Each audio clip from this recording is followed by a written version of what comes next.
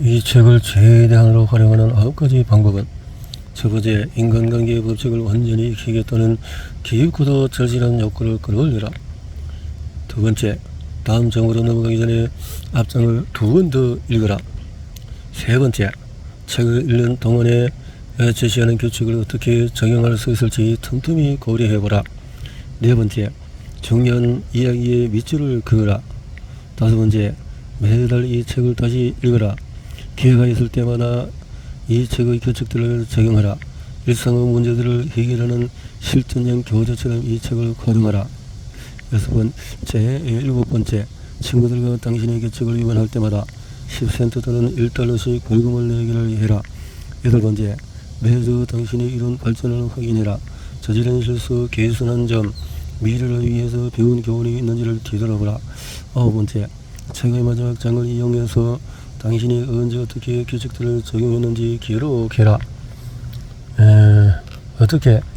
그래서 1부, 2부, 3부 사람을 다루는 기본적인, 2부는 사람들의 호감을 사는 방법, 3부에서 원하는 대로 사람을 설득하는 법, 4부에서 원한을 사지 않고 사람을 변화시키는 방법, 5부에서 기적의 결과를 읽은 편지들, 6부에서 더 행복한 가정을 꾸리는 7가지 방법, 이렇게 해서 쭉 전체적인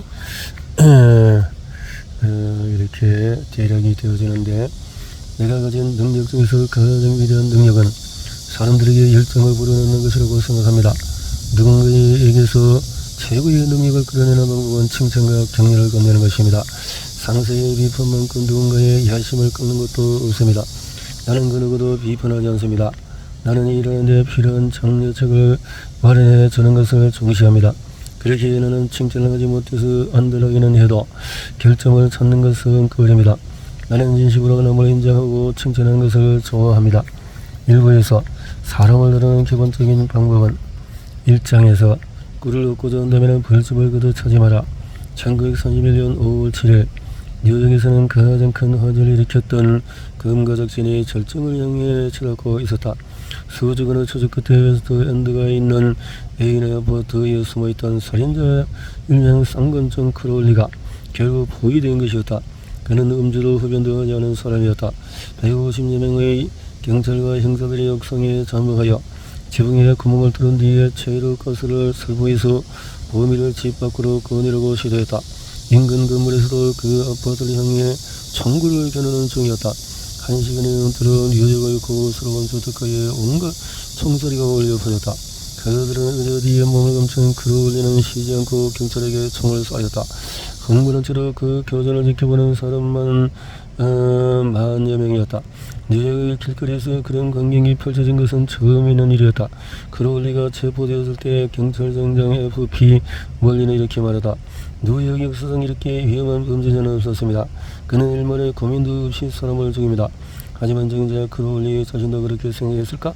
사방으로 총알에 쏟아지는 그 당시에 그는 유언장을 쓰고 있었다. 그의 상처에서 흘러나온 피가 종이 위에 붉은 자국을 남겼다.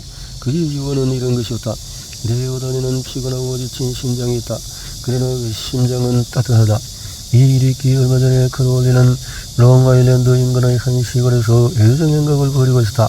갑자기 한 경찰관이 주차되어 있던 그의 차로 다가와 운전면허증 좀 확인합시다 라고 말했다. 크롤리는 한마디 말도 없이 리볼버를 꺼내서 경찰을 쐈다. 경찰이 쓰러지자 차에서 내린 크롤리는 그가 가지고 있던 총을 빼앗아 또 시신에 또 다시 한 발을 겨누었다. 그래도 살인자가 이렇게 말했다는 것이다. 내 더 속에는 지쳤지만 선량한 심장이 있다. 그 심장은 누구를 해칠 심장이 아니다. 크롤리는 정기의자형을 선고받았다. 그가 싱싱교도소의 사형장에 들어섰을 때 살인의 대가가 이런 것이고 이라고 했을 것 같은가? 아니다. 그는 이렇게 외쳤다. 나 자신을 지킨 대가가 이런 것이건. 이 이야기가 주는 교훈은 쌍건점 크롤리는 결코 자신에게 죄가 있다고 생각하지 않았다는 것이다. 과연 저런 범죄자들은 어떨까?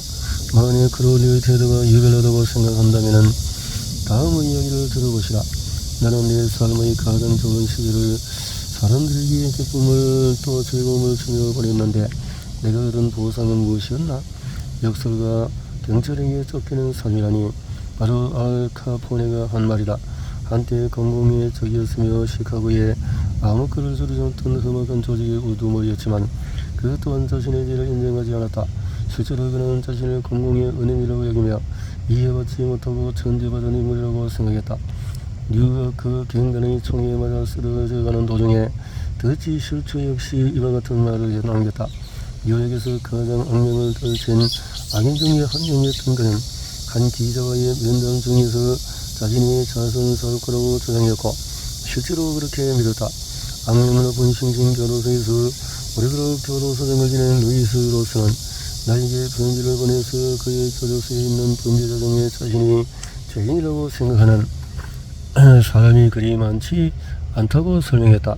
범죄자들은 자신들이 평범한 사람들과 다를 것이 없다고 생각하며 근거를 털고 방아쇠를 당길 수밖에 없었던 이유에 대해서 사람들을 설득하며 스스로를 대변한다는 것이었다. 그들은 논리적이거나 그럴싸한 말로 사람들이 보기에도 반사적이 사회적이었던 지난 행동을 변명하기 위해서 애를 쓴다. 그리고 수감된 것이 완전히 불공정한 일이었다고 주장한다. 감옥에 수감된 알 카포네, 쌍권점 크롤리, 더치 슐츠를 비롯한 모든 악당들마저 자신들이 결백하다고 생각하는 마당에 우리가 일생에서 마주치는 사람들은 어떻겠는가? 자신의 이름을 딴 백화점을 소유하고 있는 존 워너메이커는 이렇게 말을 한다. 지난 30년 동안에 나는 비판이 무익한 일이라는 것을 깨닫게 되었습니다. 내가 가진 결정을 고치는 것만으로도 충분히 힘들었기에 인간의 불온전함이나 신이 모두에게 지능을 걸고도 나누어지지 않으셨다는 사실까지 걱정할 겨를이 없었습니다. 워너메이커는 이 사실을 지난치 깨달았다.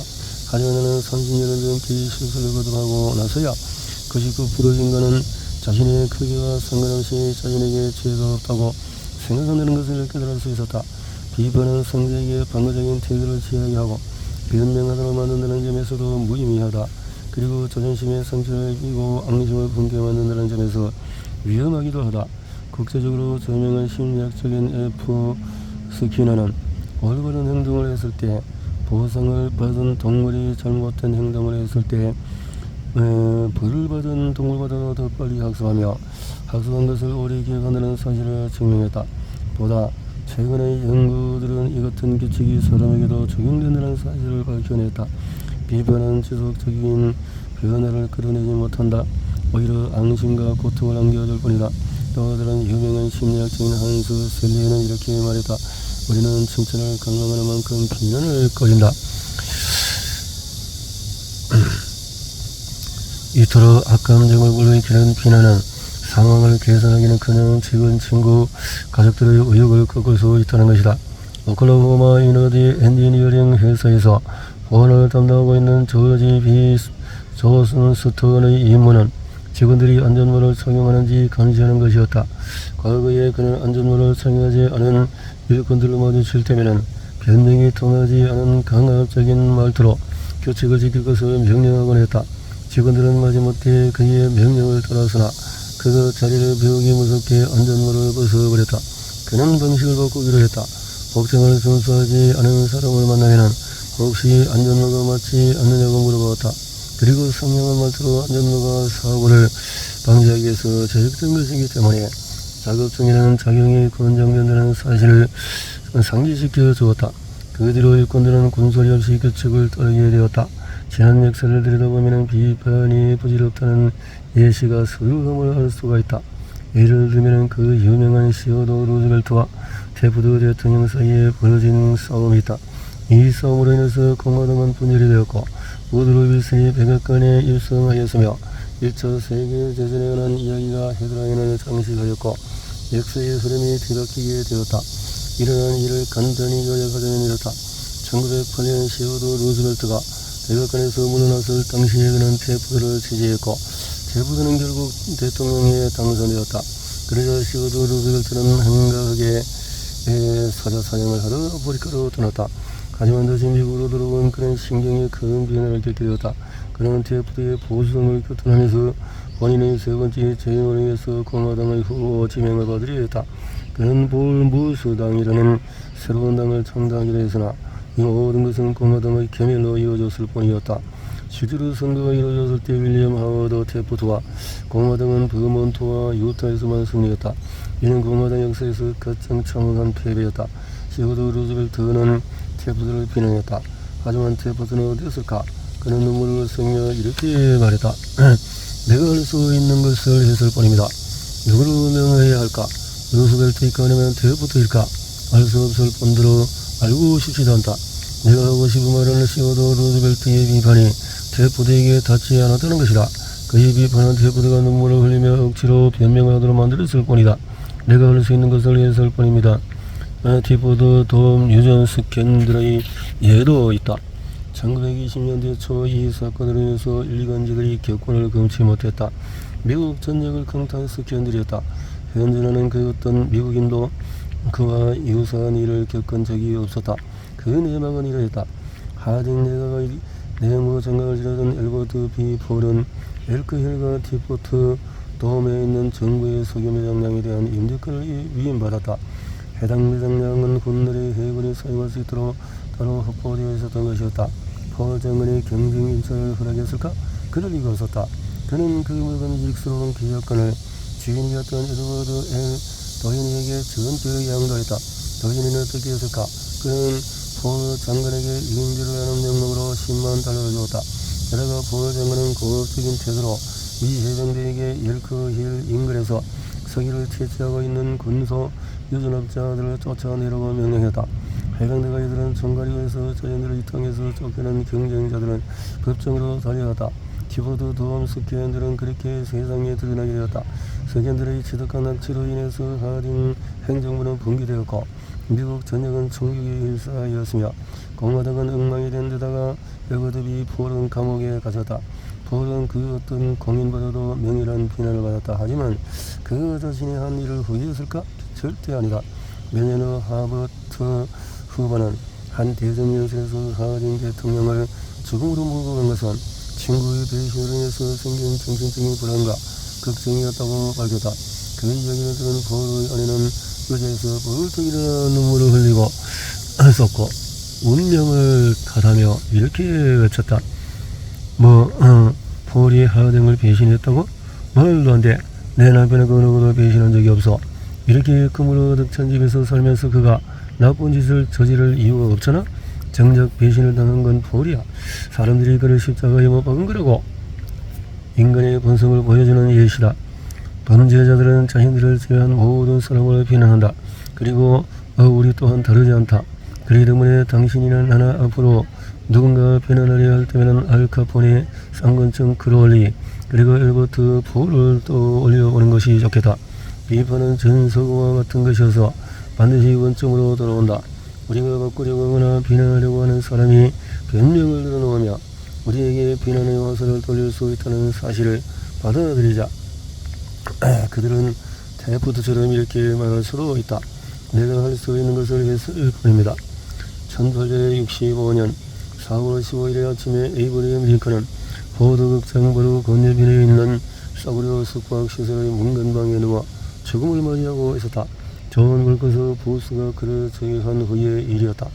링컨의 몸은 그의 키에 비해서 너무나 짧고 주늘어진 침대 위에 뉘어 있었다. 로자 보네르의 작품 마을시장의 어설픈 복지관의 머리맡에 걸려 있었고 정확한 가수 등에는 노란 불빛이 깜박였다. 죽어가는 링컨을 두고 육군장관 스탠턴은 이렇게 말했다. 여기 인류 역사상 가장 완벽하게 인간을 어스렸던 사람이 누워있다. 사람들을 성공적으로 다루는 링컨의 비밀이 무엇이었을까? 나는 에이브리엄 링컨의 생애를 10년에 걸쳐 연구했으며 매주 링컨이라는 제목의 저서를 쓰고 또 고쳐 쓰는 데 무려 3년을 할애했다. 나는 그 누구보다도 링컨의 인성과 가정생활에 관해서 철저히 연구를 했으며 그 중에서도 링컨의 사람을 다루는 방식에는 더 많은 열정을 쏟았다. 링컨도 타인을 비판하는 데서 만족감을 얻었을까? 당연히 그랬다. 인디애나주 피전 크랙 밸리에 살던 젊은 청년이었던 당시 그는 단순히 사람들을 비판하는 데 그치지 않았다. 그는 사람들을 조롱하는 편지와 시를 쓴 다음에 사람들이 지나다니는 시골길에 떨어뜨리곤 했다. 그리고 그 편지 중에 한 장은 한 사람의 인생에서 평생 동안에 기억될 분노를 낳게 되었다. 링컨이 일리노이주 스프링필드에서 변호사로 활동한 뒤에도 그는 일간지에 편지를 기고하며 그의 반대자들을 대놓고 공격했다. 그리고 또 한 번 그는 넘어서는 안 되는 선을 넘게 된다. 1842년 가을 그가 제임스 실스라는 자만심에 차 있고 고전적인 정책을 조롱하는 일이 벌어졌다. 링컨은 스프링필드 저널에 익명으로 편지를 기고하여 마을 사람들이 그를 비웃도록 만들었다.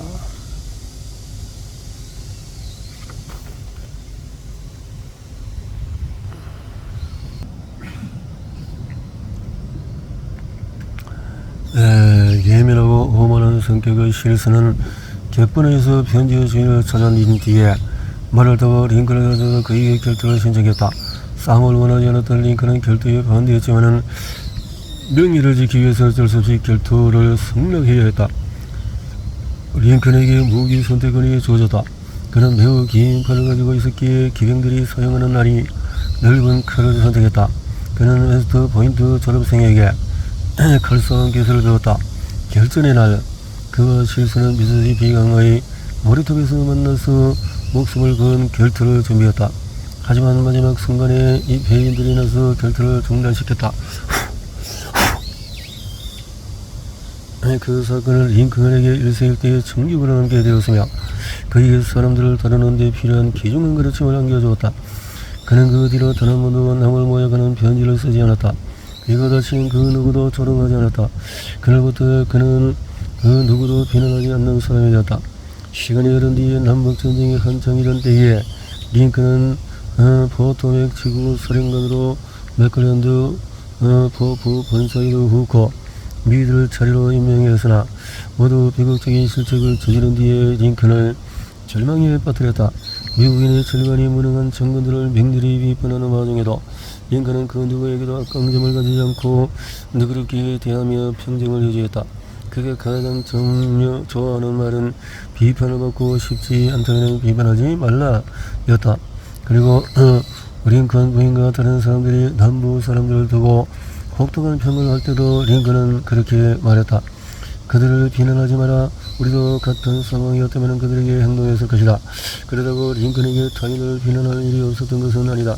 한 가지 예시를 살펴보자. 1863년 7월 저월 당시에 날제 게티스버그 전투가 이루어지고 있었다. 7월 4일 저녁에 먹구름이 몰려와서 폭우를 쏟는 동안에 리 장군은 남쪽으로 퇴행하기 시작했다. 리 장군의 배장관들과 포토 맥강에 도착했을 때 그의 앞에는 건널 수 없을 정도로 불어난 강물이 흐르고 있었다. 그 뒤에는 또 승리한 북부군이 그들의 뒤를 쫓는 중이었다. 진퇴양난의 상황이었고 벗어날 길이 없었다. 그 사실을 확인하는 링컨은 리 장군의 군대를 생포하고 즉시 전쟁을 끝낼 하늘이 준 전로의 기회가 왔다고 생각했다. 링컨은 급본 희망을 얻은 채 미드 장군에게 전략 회의 없이 즉시 리 장군을 공격하라고 명령했다. 링컨은 전부를 보냈을 뿐 아니라 특별 전력을 파견해서 미드 장군에게 즉시 행동을 취할 것을 요청했다. 미드 장군이 어떻게 했을까? 그는 명령을 정반대로 이행했다. 그는 전략회의를 소집하고 망설이고 주장하며 또 링컨의 명령을 거역했다. 장군은 정부를 통해서 온갖 종류의 변명을 일어놓았다.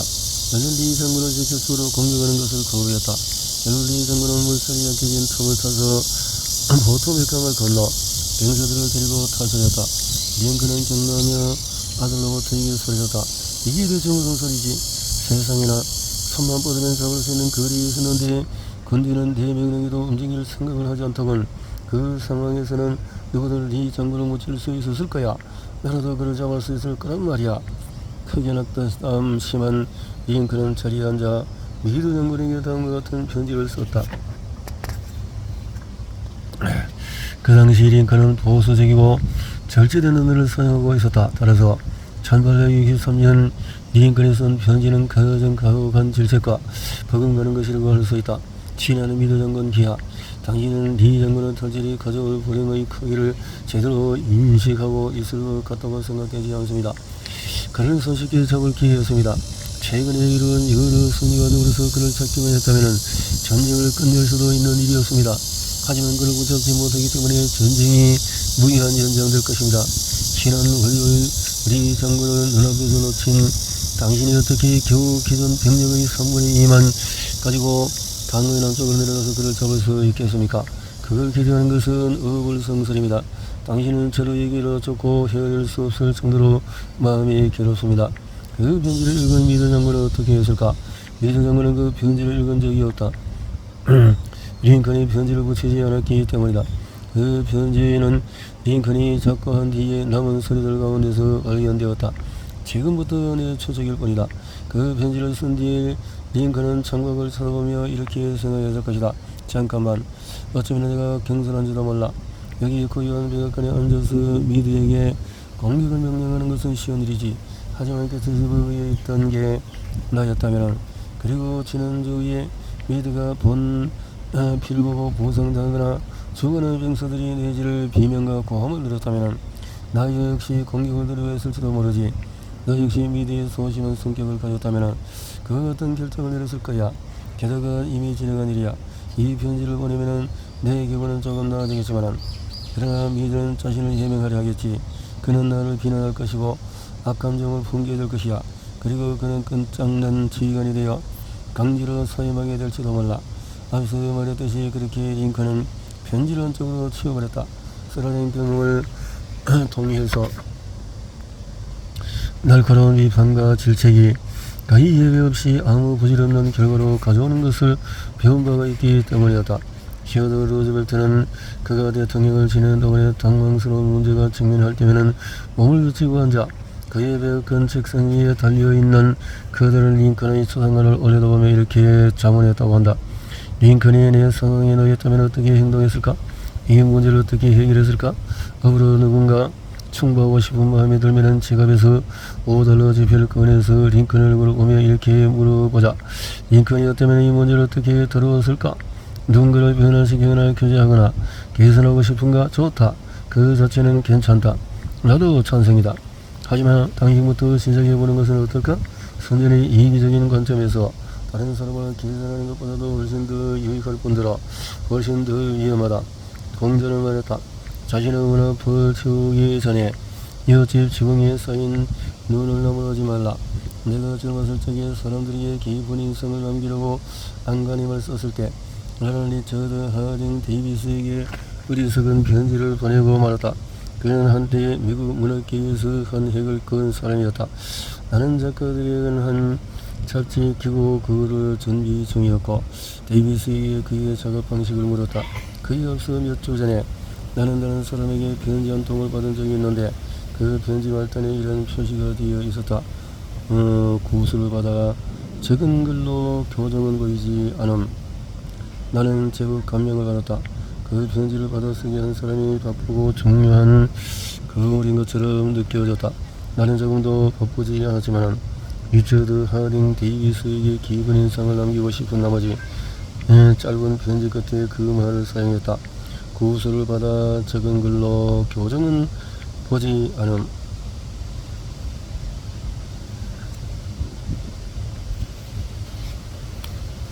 그는 내에서 답장하려는 수고를 하지 않았다. 그는 단지 내 편지 끝머리에 다음과 같은 말을 적은 뒤에 돌려보냈다. 당신같이 무례한 사람은 또 없을 거요. 사실이다. 나는 실수를 범했다. 그리고 질책을 들어도 마땅했을지 모른다. 하지만 사람이기에 나는 그 일을 분하게 여겼다. 너무도 분했던 나머지 그로부터 10년 뒤에 리처드 하딩 데이비스의 보고를 접했을 때도 그때 받은 상처가 떠오를 정도였다. 인정하기 부끄러운 일이었다. 당신과 내가 내일 누군가에게 억울함을 느끼도록 한다면 그 감정은 수십 년이 지난 죽는 순간까지도 남게 될 것이다. 원하는 것이 그것이라면 신랄한 비판을 해도 된다. 사람들과 관계할 때는 논리적이지 않은 존재들과 관계한다는 것을 기억하자. 우리는 감정적이며 편견에 발끈하고 오만과 허영심의 동기를 찾는 존재들을 상대하는 것이기 때문이다. 비판은 위험한 불꽃을 튀게 해서 자존감이라는 화약으로 폭발시킬 수 있다. 그 폭발은 종종 죽음을 앞당기기도 한다. 예를 들어서 레너드 우드 장군은 질책을 받고 프랑스의 출정을 허가받지 못했는데 그의 자존심에 상처를 입은 나머지 얼마 가지 않아 죽고 말았다. 영문학을 풍요롭게 한 가장 뛰어난 소설가 중 한 명인 토마스 하디는 예민한 성격을 지녔었는데 쓰러진 비판으로 인해서 소설 집필을 영원히 그만두게 되었다. 비판은 영국의 시인 토머스 채터턴을 자살로 이끌기도 했다. 젊었을 적에 여랑이 없었던 벤자민 프랭클린은 훗날에 몹시 사교적이고 사람들을 다루는 데 너무도 노련해진 나머지 프랑스의 미국 대사로 파견되기도 했다. 그가 성공한 비결은 무엇이었을까? 그는 이렇게 말했다. 나는 누군가의 단점을 말하지 않되 좋은 점은 모두 말할 것이다. 어리석은 사람도 비판과 비난, 불평을 할 수가 있다. 그리고 대부분의 어리석은 사람들은 실제로 그렇게 한다. 하지만 이해하고 용서하기 위해서는 인성과 자제력을 갖춰야 한다. 칼로이는 이렇게 말했다. 위인의 위대함은 아랫사람을 대하는 방식에서 나타난다. 사람들을 비난하는 대신에 이해하려고 해보자. 그들이 그렇게 행동한 동기를 찾아보자. 그건 비판보다 훨씬 유익하며 흥미롭다. 그리고 동정, 관용, 그리고 친밀함을 나눈다. 모두 안다는 것은 모두 용서하게 됨을 의미한다. 존슨 박사는 이렇게 말했다. 신께서도 마지막 날까지 인간을 판단하지 않겠다고 하셨다. 하물며 당신과 내가 감히 그랬어야 되겠는가? 비판, 비난 혹은 불평을 하지 말라.